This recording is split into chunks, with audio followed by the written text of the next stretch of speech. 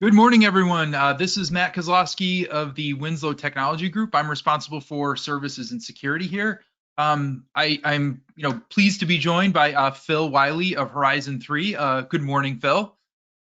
Good morning, Matt. Glad to be Um, joining today.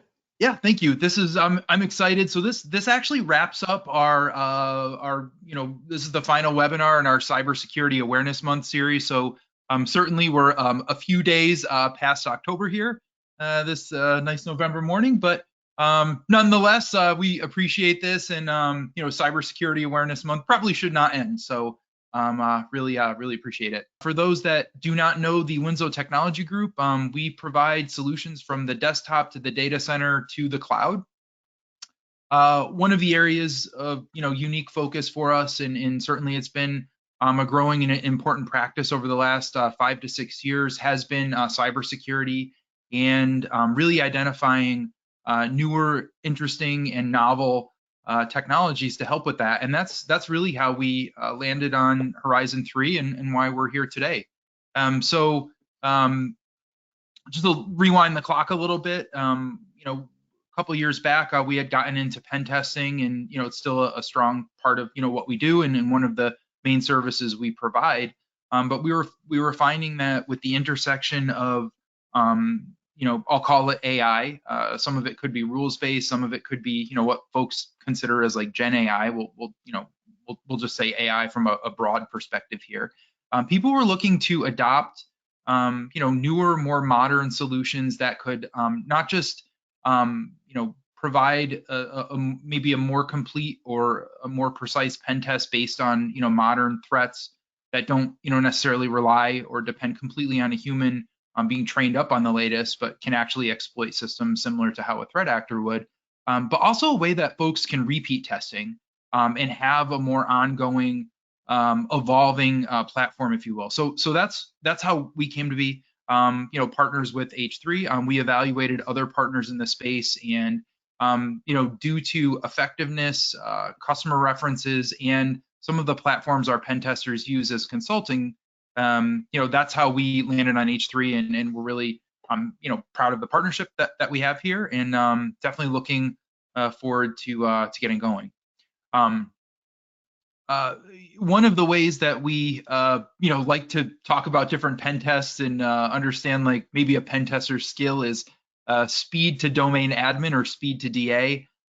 So Phil, I'm going to ask you to introduce yourself, and then if you don't mind there, just give us a little guidance on how quick H3 or Node Zero can get to DA, and if you have any interesting stories around that. Yeah, sure. It's pretty amazing how quickly. I think the last stat was 2 minutes to domain admin. Wow. And just to kind of give a little context around it for the people joining the webinar today, is that a highly skilled pen tester may get domain admin in 4 to 8 hours within a pen test, but we're able to do it in like I said, as low as 2 minutes, and they're kind of projecting that will improve even more by next year. But still, to be able to gain domain admin access in less than 30 minutes or less than hours, pretty amazing. And It so is. one of the things too is my background for the listeners is I have over 12 years experience in offensive security. So I've worked as a consultant and an internal resource. So I've seen the pain points from both sides of the fence, either the consulting or the internal resource. And one of the things with being an internal resource, when you're doing your own pen testing, you've got more time compared to a consulting company. So time is very critical when it comes to doing pen tests, because they Mhm. refer to it as a time box test or a snapshot of your security posture. So it's very critical to be able to get the most done in the least amount of time. And one of the things that using Node Zero, using autonomous pen testing, is think of it as kind of like an automated run book. So as a pen tester, you have kind of a run book steps that you perform during the pen test, but as humans, sometimes we may miss it. But having it automated through autonomous pen testing, you're not missing those steps, and it's using AI to find the least path of resistance to try to more quickly, you know, traverse your environment, finding opportunities for exploitation. And a lot of times people are so focused on criticals and highs where Node Zero is chaining together lower level vulnerabilities and Mm, exploiting those to get domain admin, to dump mm, credentials, and to do all sorts of uncover all sorts of exploitable opportunities. okay. Um, let's like even almost back up just a little bit. Could you tell us a little bit about H3 or Horizon 3 as a company, what autonomous pen testing is from a from your perspective and industry perspective, and just if someone said like, what does H3 do? Who are you? How would you answer that? Sure. Yeah. One of the things that I like to share about it is you hear a lot of times you hear the people really are big on Israeli companies because they have nation state hackers on staff. And that's the same thing here. We're the American version of that, where we have people that are former JSOC, worked in DoD, that were nation state hackers. And the story is really interesting how this all came about. Snehal Antony, one of the CEOs and co-founders, back when him and Tony Pelletier worked in JSOC, the Joint Security Operations Center, Mhm. they had a pen test performed. And I believe it was the NSA Red Team that performed the pen test of the infrastructure. Okay. And Snehal went back and said, "How soon can we retest this?" And I think it was something like it would be at least 3 months, and they needed it tested right away. So Tony has a heavy background in automation, especially on security and networking, the infrastructure side. And he went to Tony and said, "Can we automate this?"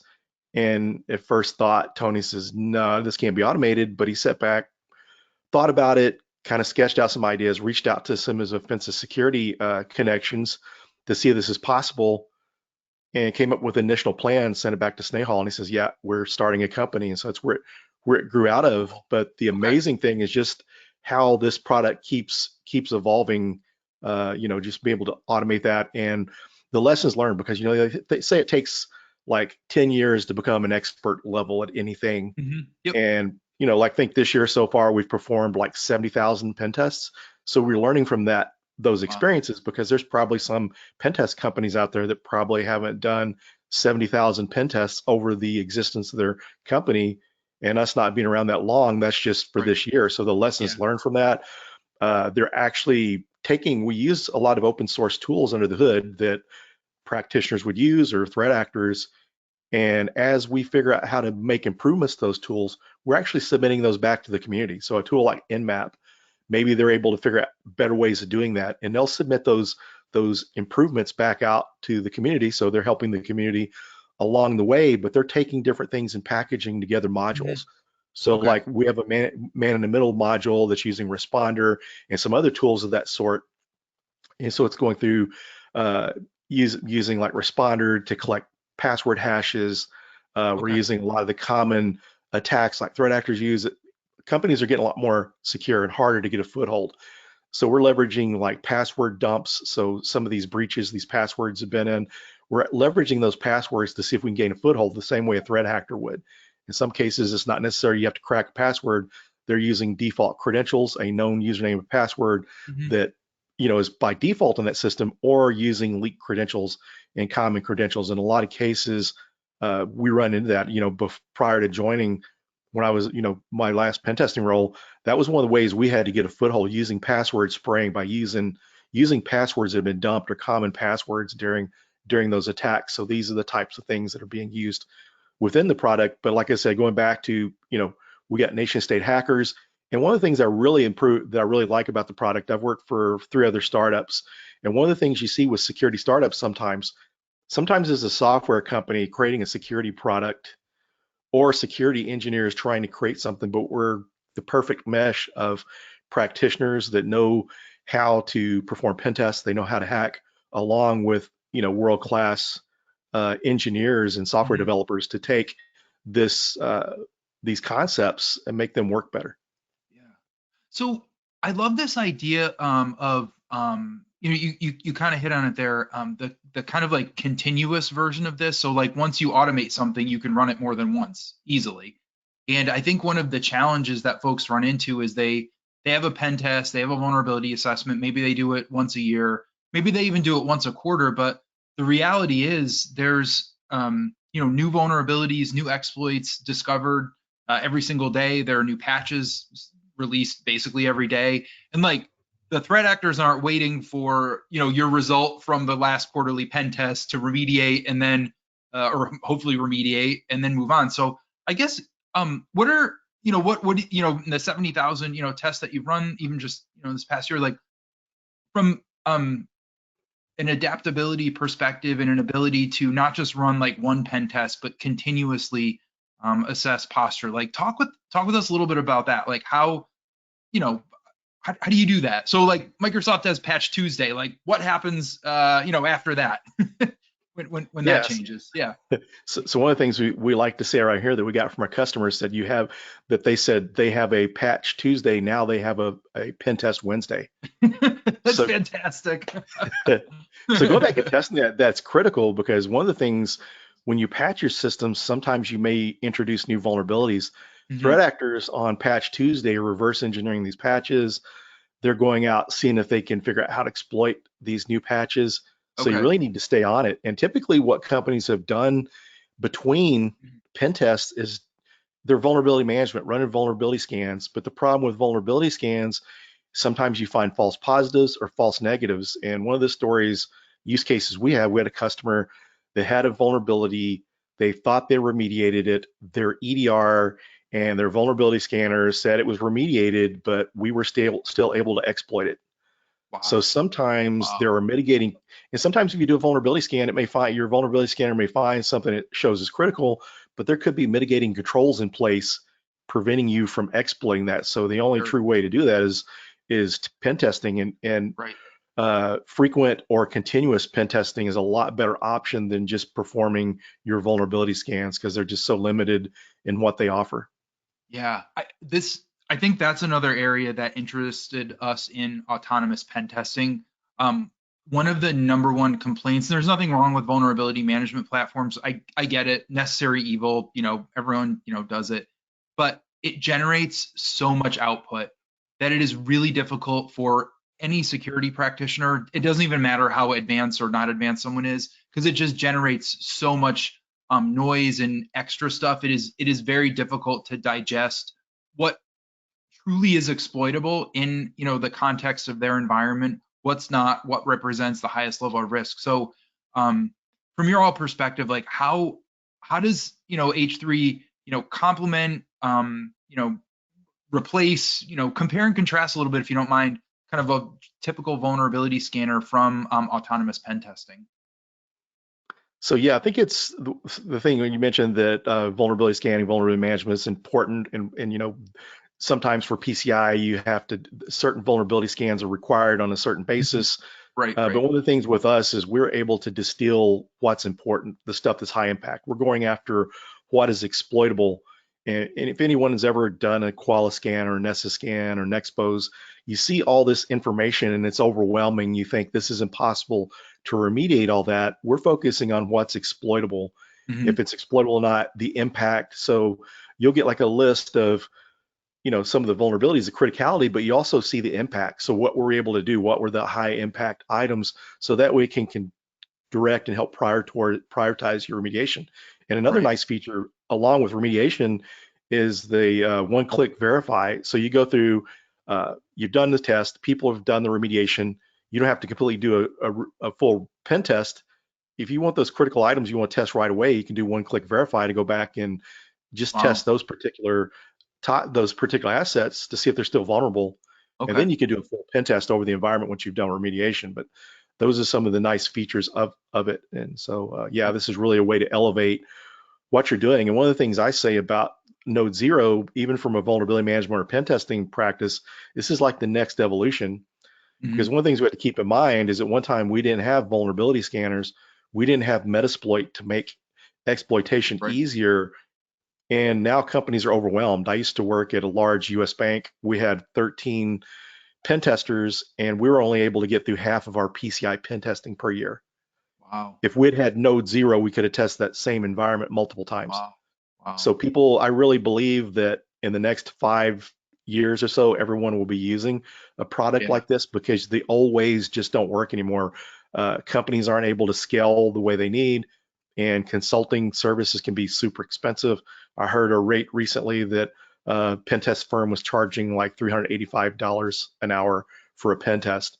And this wasn't even like a boutique pen test firm, so some of those costs Yeah. can be even more expensive. Oh yeah, for sure. That's what we see too in that area. I think when it comes to like cost, like everyone asks like, well, how much does this cost? And like, this is not an estimate or a budgetary figure, but I would say like relatively speaking, what we found is if someone's doing 3 pen tests a year, 3 manual ones, Node Zero easily pays for itself.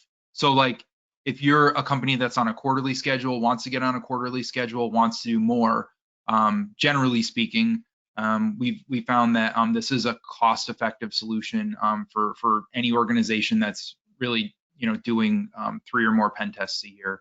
Of course, there are those who want just a better level of security overall and really have that continuous feel, and that's worth its weight in gold as well. So, how I guess yeah, go ahead. Sorry. Yeah, it's one of the things for the people viewing too is, consulting companies use our product Hmm. as well as end users, and just to be able to do that, we've had customers that whenever they bought Node Zero, they subscribed to us. They were doing 1 pen test a year, and now they're doing like 30 pen tests a month, and they're Yeah. really going through and being able to prioritize what is really critical and remediating those items. So yeah, it's really amazing tool to add. Okay. Another area, so then that's one of the reasons that we even selected H3 was the pen testers we work with use H3, which is pretty great from a consulting perspective. So um another area that we see integration is on the MDR platform. So we're seeing and even ones we work with are incorporating autonomous pen testing into the MDR platform as a way to not just advance kind of the vulnerability management aspect of it, but really add much more depth in terms of validating controls that are in place to detect, situations, detect, a variety of things that feed into almost like validating the value of MDR, but proving its effectiveness, if you will. So like proving the effectiveness of MDR, EDR, and in the investments there. So I wonder if you don't mind, like, do you have any thoughts on how this can compare with like a SOC as a service, type solution? Do you see these paired often?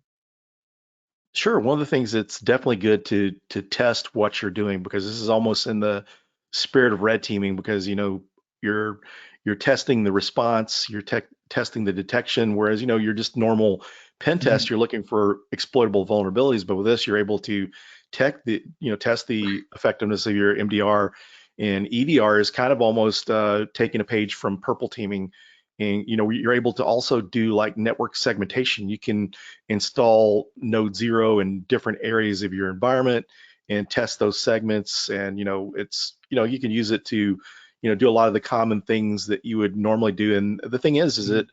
it is as simple to use, in some cases maybe simpler to install than something like a vulnerability scanner. I mean, Mhm. because I've had the vulnerability scanner I have the most experience with is Nessus, and setting up Node Zero is a lot easier.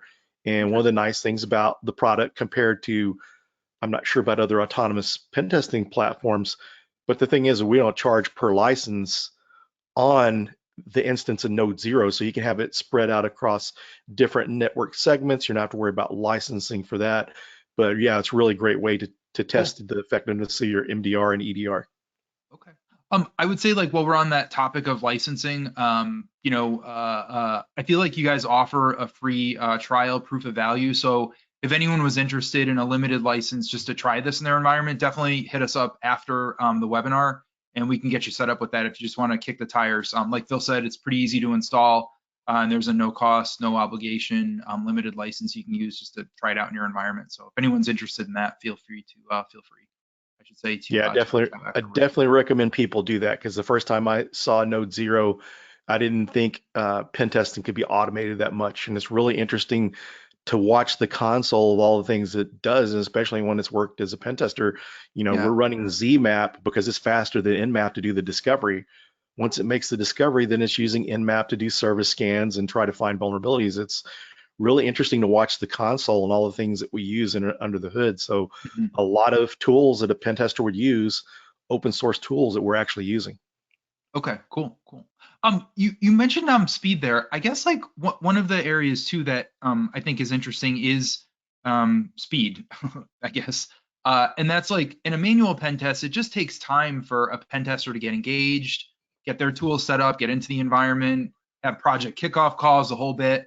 Perform the pen test, write the report, peer review the report, review, with the customer, review it with us and I don't know. I feel like which is all valuable. I'm not negating or saying that process is not valuable. It's very valuable to have like a consultative delivery of a report and walk through it with an engineer. But if you were doing that on an ongoing basis, it certainly poses a challenge where if you wanted to do one monthly, but it takes 6 weeks to run a pen test, you would never have enough time in a year to do that. You would run out of time. So I guess like how does speed and time play into this? You know, whether it's compared to manual pen testing or even working with Tenable or not even Tenable, a vulnerability scanning platform in terms of overall value and impact. Yeah, as far as speed goes, we're not just testing a bunch of CVEs, and that's what your vulnerability scanners are looking for, a bunch of CVEs, but also to give them some credit. They're looking for misconfigurations too, but one of the Right. things that we're doing to help with the speed is we are using some AI to determine, the next step based on the reconnaissance is collected. And this is just based off all the pen tests. I mean, mentioned we may be up to like 70,000 pen tests for the year, but then I'm not really sure the previous year's pen test, but based off of that experience. And that's one of the things that Mm, uh, the platform and the developers are able to gain all this experience in such a short period of time, which has helped the development to make the tool better. But it's just, as mentioned before, just the automation of it, because you can look at it as an automated run book, but also at the same time using AI to make the decisions. And it's interesting to look under the hood that you see the different scripts that are set up running the different parts of the pen test. But one of mhm. the things too, back to the report you get, it's nice to have that portal to go look at, because we're going beyond an average pen test report. We're showing an attack path, so you can see the initial Right. foothold, what was capable in each section, the systems it affected, all that. And these are some things that are usually a lot more attractive to management, the CISO, the Right. board, the business units. To be able to see this is a little more understandable than just saying, what remote code execution. That's like a foreign Right. language to non-security types. So be able to show the impact and all that, to have that platform that people can gain access, because in a typical pen test, it takes time to get the report written, Right. peer review, and then deliver the report. You've got the portal that makes it easily accessible. And for a continuous or frequent pen testing model, you need something like that, because having to depend on pen test debriefings, the Mhm. report writing process, this can really slow things down. But to have access to that, instantly, and even if you're using it internally on a pen test team, this data is available while your pen test team may be writing an extended report based on the findings from Node Zero and things they may have Right. found outside of Node Zero. Cool. Something that's interesting about that too is I put my, system engineer, sysadmin hat on, if you will. Um, One of the things I think that's very nebulous to folks is connecting a vulnerability with an exploit and like visualizing how that would actually play out in the real world. So like I feel like one of the huge values here is almost education. So it actually makes sysadmins, systems engineers, whether they're security engineers or not, better at their craft because they can now see and visualize how a vulnerability, makes its way to an exploit and exactly how that plays out. Because even myself and even on webinars and stuff like this, we talk in very broad strokes from a security practitioner perspective on presentations, and I think it's difficult for sysadmins and system engineers to get from exploitable vulnerability to compromise. And I just think like the education value in this is very high. And has that come across as something that your customers find of value? It strikes me as um, Yes, yeah, there's some folks that are learning from it. That's a great point you bring up, because as I was mentioned, the attack path a while ago, you can go through, see that, drill down into it, look into the vulnerabilities, because typically you get a pen test report, you get the details from the CVE and then the possible risks of it, If they're able to exploit it, then they'll show, how they perform the pen test, Hmm. the exploit in the path, but you don't get that big overall map showing Right. what else happened. But it's very educational. I think it's even educational to folks, even management level, and Right. not only just sysadmins and IT folks or the blue teamers. It's educational to anyone just to see Yeah. what can happen from these vulnerabilities. We've had instances where uh, the ILOs in the HP servers, which is basically a hardware device built into the Hmm. servers where it can be remotely administered, it can be Hmm. rebooted that way because we have a lot of staff around the world or working remotely that sometimes may need to reboot a server. But we had a case where a pen test was performed and there was a known vulnerability for that. It was an exploit that allowed you to add a user account to that ILO board.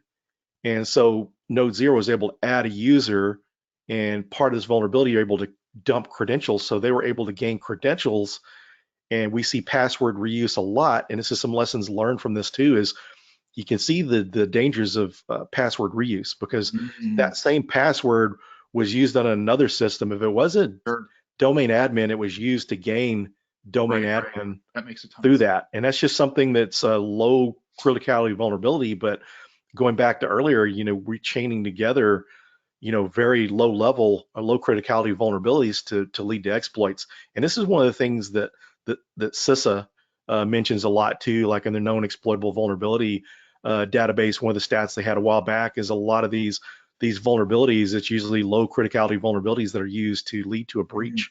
So sometimes people are so focused on the On criticals the and the criticals. highs, Yeah. they forget about the lows and mediums that could be used to Fair. exploit systems. Okay. Um, we're sort of coming up on time, so I do there's a couple questions in the chat, so we'll get to them in a minute. Just not quite in closing yet, but we'll say I want to leave some time for questions. I guess any kind of final thoughts that you would leave the group with as a key takeaways for the concept of autonomous pen testing, Horizon 3, specifically something interesting in the security world. Any kind of like last minute comments? Um, Sure. Yeah, I would definitely recommend giving it a try.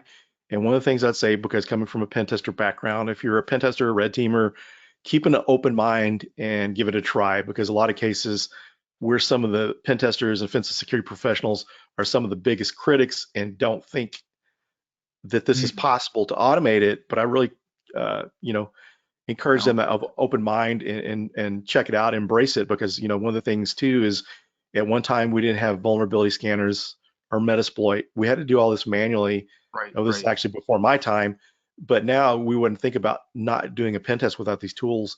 With Mhm. the level of testing that has to be done, and as it keeps growing, we need a way to scale. So definitely, I would keep an open mind. And then for anyone out there, if you're looking for a way to manage your vulnerability management program, this is a way to elevate that and get more useful data and where to prioritize your remediation through you know data from exploitable vulnerabilities. Okay. Um, I guess from my perspective on this, like just based on the volume and interest in the uptick in manual pen tests that we perform on an annual basis, I see this as you alluded to, just kind of the next like logical evolution of vulnerability management and making it real, putting more knowledge and power in terms of the good guys side of the table. Because I think threat actors use hosted exploit kits. They use software that's maybe similar in concept to this, but for nefarious purposes.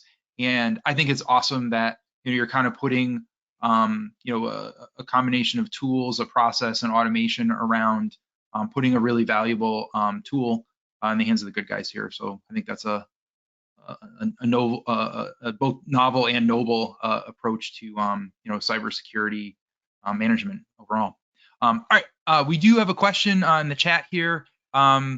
It's basically the effect to the effect of what is the impact of running this in an environment? So I think the spirit of the question is if it does actively exploit systems or attempts to, could it cause an outage? Like, is there any risk to I guess like talk a little bit about the risk of operating this, in an environment if you've seen it or if it could theoretically cause a problem. Sure. That's a So good we question. we we consider our product a production safe assessment tool or pen testing tool, autonomous pen testing tool. And one of the things about the product that I like as well is there are some vulnerability or some exploits that are risky. So if you look in the panel and you're selecting the different types of testing you're going to do, Mhm. that should be production safe.